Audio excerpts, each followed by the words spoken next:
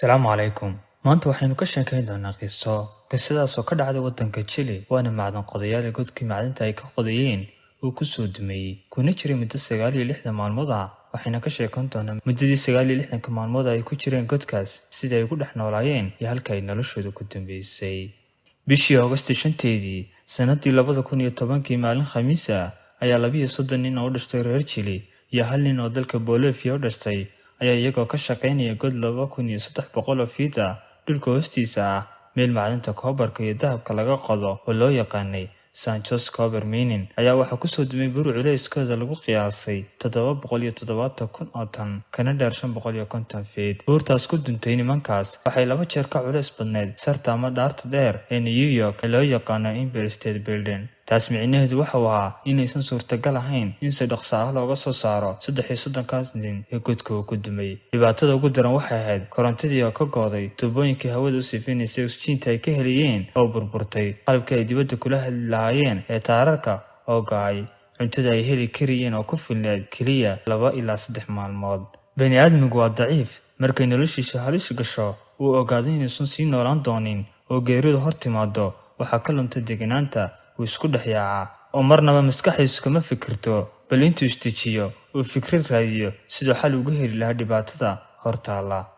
98% bini'aadanka marka ay geeridu soo dhawaato waa xaqiiqsado isaga iyo dhimashada inaysan waxba u dhaxayn, wuxuu lumiyaa rajada uu ka qabo inuu noolaan karo. Markaan eegno tusaale ahaan dadka duuliyaasha ah ee hawada sare loo diro, waxaa la baraa aqoon kasta uu noloshiisa ku badbaadin karo, sida dhakhtarnimada, injineernimada, makaaniga, electricity-ga, cimilada iyo isbeddelka hawooyinka, waxqarxinta, waxtolidda. waxaasoo dhan waxaa kasii muhiimsan oo muddo dhowr sano ah qofka la baraa si uu u xakameyn karo caqligiisa xilliga cabsida dhimashadu soo food saarto. waxaa kaloo la baraa xitaa haddii hawada uu neefsanaya ay ka go'ayso daqiiqad ka yar inuu istijiyo oo daqiiqadaas xal uu ku badbaadi karo uu helo.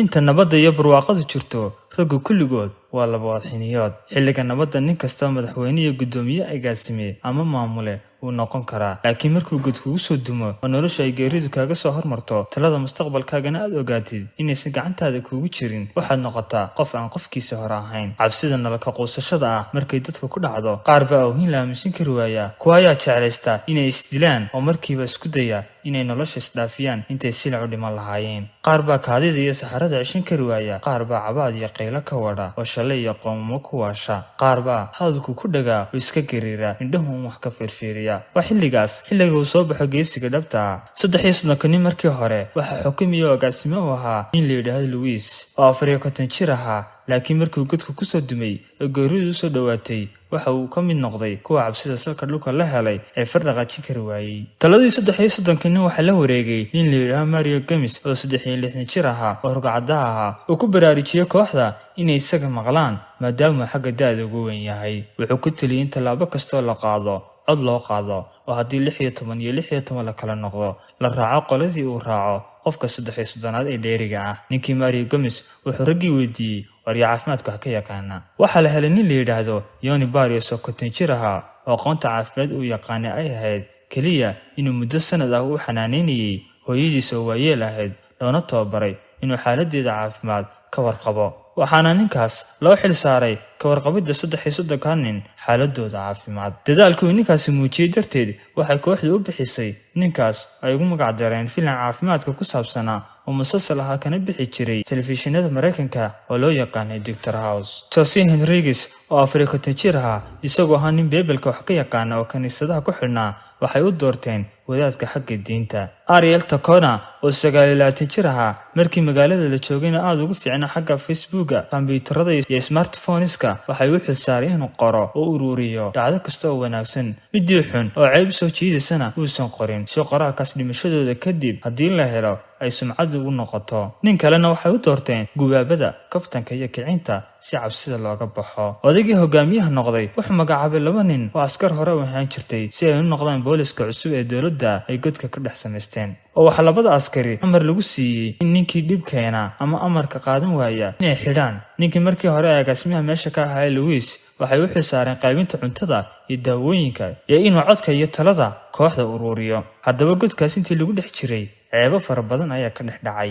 rag akhyaar ahaa ayaa cabsidii intay ka badatay isku dhex yaacay, qaar baa kaadida iyo saxarada ceshan kari waayey, qaar baa cawaad iyo qaylo ka wadhay oo laga seexan kari waayey, qaar baa xaalado sir u ahaa oo qoorsoona dibadda keenay.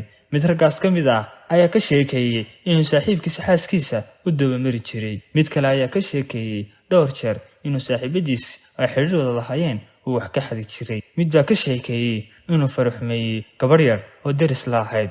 sababta ay uga sheekeynayeen dembiyadoodii waxay ahayd in haddiiba ragga qaarkood nolol dibadda ugu baxaan inay cafis uga dalbaan saaxiibadii ay dunida ku khiyaameeyeen. madaxdii godka waxay go'aamiyeen in wax kasta oo xun oo godkas dhexdiisa ka dhacaa in aan dibadda loola bixin haddiiba la noolaado. odaygu wuxuu amray in meel la isugu wada keeno cunto wixii la heli karayay oo dhan. cuntadii waxay noqotay hal qasacad oo tufaaxa jarjaran ah iyo hal qasacad oo digir ah iyo 18 qasacadood oo kalluunka daasada ah iyo 24 qasacadood oo caanaha fadhiya la qasta ah oo 8 ka mid yahay waqtigoodii u dhacay iyo 93 midh oo buskul ah iyo dawooyin kuwa dhacay u badan 10 caag oo biyaha miyasaxada ah iyo haan weyn oo biyaha matoorada lagu qaboojiyo ku jiraan oo ciid iyo saliid ka buuxdo oo aan cabitaan loogu talagelin laakiin hadday dantu khasabto in la cabo loogu khasban yahay. maalmihii ugu horeeyey waxaa la qoonday in haddii nin kastaba 24 saacba hal mar la siiyo koob biyo ah lagu dhex daro nusqaado kalluun ah si maraq looga dhigo 2 xabo oo buskul ah, hal cantuugo oo caano la qasay ah inay cuntada ku filnaanayso hal isbuuc.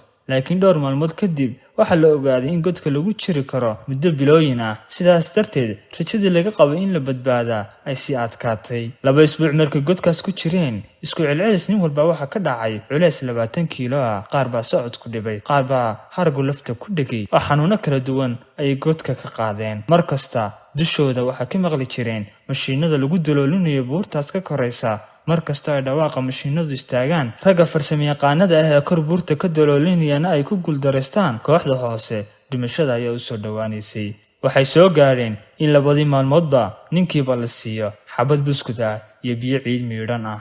waxaa dhacday in maalintii 16aad xabad tufaaxa ay soo hadhay oo inta 2 loo kala jeexay ayaa jeexna meel la dhigay, jeexii kalena waxa loo qaybiyey 33 nin. mid kastaana waxa ku soo aaday cad yar oo cidida farteeda leeg. mid baa waxa uu soo jeediyey qofkii ugu hor dhinta waa in la cunaa oo hilibkiisa inta nooli ugu sii badbaado. mid kale yidhi war maye war waa inaynu ninka reer Bolivia hadeer qalanaa si aynu intayna isku waddanka ee reer Chile aynu u badbaadno. oday ayaa yidhi armay ka fiican tahay inuu noogu dambeeyo ninka reer Bolivia ahi oo hadhow hadduu nolol dibadda ugu baxo si loo yidhaahdo reer Chile waa dad martida badbaadinteeda u dhintaa. labada fikradoodba waa loo kala gooxay balse laguma dhaqaaqin. oo hadday cunaan ninka reer Bolivia oo intooda isku waddanka yahay ku badbaadaan cunida ninkaas shisheeyaha ka ah waa runtood oo waxaa la odhanayaa intoodii isku waddanka ahaydba isilaashatay. haddii ninka reer Bolivia la xanaaneeyo oo isagu noqdo kii ugu nolol dambeeyana waa guul kaloo waxa reer Chile loo aqoonsanayaa dad dhaqan wanaagsan martida kula dhaqma. waxay diideen in la yidhaahdo ninkii miskiinka ahaa oo martida u ahaa ayay qasheen oo magaxuma ayay u soo jiidaysaa reer Chile. 12 mashiin ayaa ku jabay in buurtaas la dalooliyo. injineeradii iyo qalabkii adduunka ugu xooga badnaa oo wax lagu daloolin karayay ayaa la isugu wada dul keenay. dowladaha ugu awoodda badan adduunka ayaa mid kastaba hawsha dhinaceeda kaga jirtay. 1 bilyan oo qof ayaa maalin kasta warbaahinta kala socotay. 3,000 oo wargeysiyo iyo idaacado isugu jira ayaa ku mashquulay la socoshada xaaladaas. malyuumaad lacag ah ayaana ku baxay. isiifida ayaa golayaasha dowladda Chile hareereysay. madaxweynaha dalkaas ayaa khalkhal ku galay in hadduu badbaadinta raggaas u awoodi waayo inuu jagada iskaga dego. madaxweynuhu teendha ayuu ka agdhistay buurta agteeda si uu maalin kasta ula socdo xaaladda muwaadiniintiisa godka uu ku soo dumay. dhammaan wasiirada iyo xildhibaanada waddanka ayaa qaadhaan iyo gurmud waqtigooda oo dhan duldhigay iyaga oo ka cabsi qaba in 33kaas qof ay dhintaan hadhowna dowladda oo dhammi is-cashisho. 17 maalmood kadib ayay markii ugu horeysay 33 nin dushooda iftiin lasoo dalooliyey ka arkeen oo rajadii noloshu dib ugu soo bidhaantay. godka kor laga soo dalooliyey cunto iyo daawo keliya ayaa looga soo daadinayay oo dadka lagama soo saari karin. 69 maalmood ayay nimankaasi godkaas ku jireen. waxayna noqotay xilligii ugu dheeraa oo dad god ku dumay ay muddo intaas le ku jiraan kana badbaadeen.